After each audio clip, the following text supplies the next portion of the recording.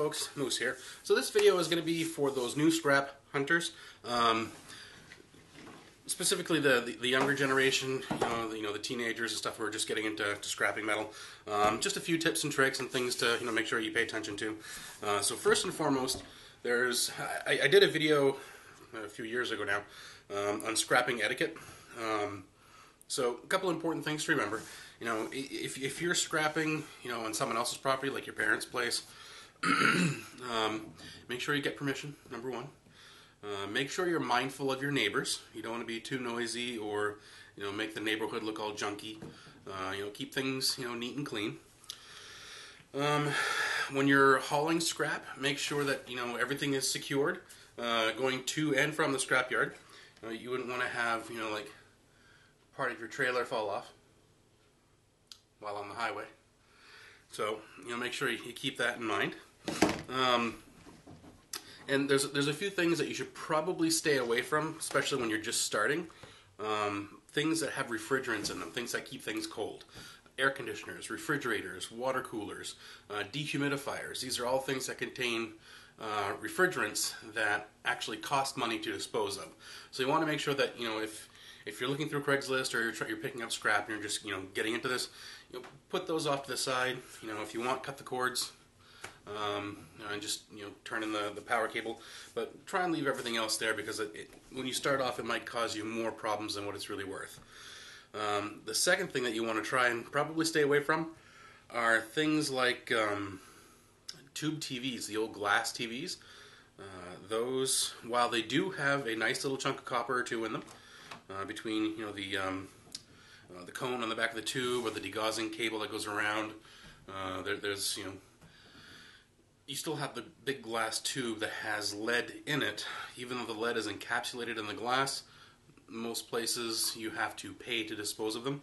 There are a few places out in the country that actually do buy them. So if you live near one of those places, do that research first, verify it, and then go from there. Now, that brings up another subject of, some places, like around here in southern Maine, we have a few different scrap yards.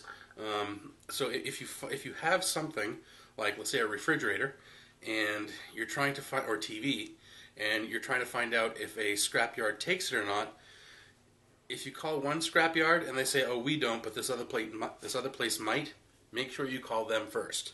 All right, that way for sure. I mean, you don't want to get stuck, driving into a scrapyard and the guy saying, "Oh, sorry, we don't take those," and now you're stuck with it on your trailer or in your vehicle. So make sure you check that stuff first. Another thing to make sure that you do is make sure you have all of your safety equipment. Now make sure you have protective eyewear and gloves at a minimum. If you're going to go into I really don't suggest people under the age of 18 going into the whole gold recovery thing. There's a lot of chemicals and it's just not worth the risk. So stick to the metals, the common metals. But make sure you do have, gloves, protective eyewear, steel toe boots. I know these are things that in my video I've been criticized a lot, because in my videos I'm not wearing a lot of these things. It's because I'm making a video. So it's things that typically, people who actually watch me scrap, like my family and other people, they see me wearing those things regularly. It's difficult, and sometimes videos are like a spur of the moment kind of thing, so I may not have my steel toe boots on, but I usually have gloves at least, and protective eyewear. And I guess the last thing would be, don't stop learning. If you see something that's new, you haven't scrapped yet, learn about it and decide whether it's something that you want to scrap or not. Particularly those who are between the 17, 18-year-old range. If you want to open up an eBay account and a PayPal account, start selling the stuff. It's a very valuable thing to know how to do, and it's a lot cleaner, a lot more profitable, and it's I don't know, it can be quite fun, learning how some things have value that most people think are worthless. I mean, the whole thing with the license plates that I did in one of my previous videos. License plates, people just throw them out. It's a little piece of aluminum that most people think, well, I'll get, like 5 cents for it, so they throw it in their aluminum pile. But I got $30 for a pair of license plates just because they were old.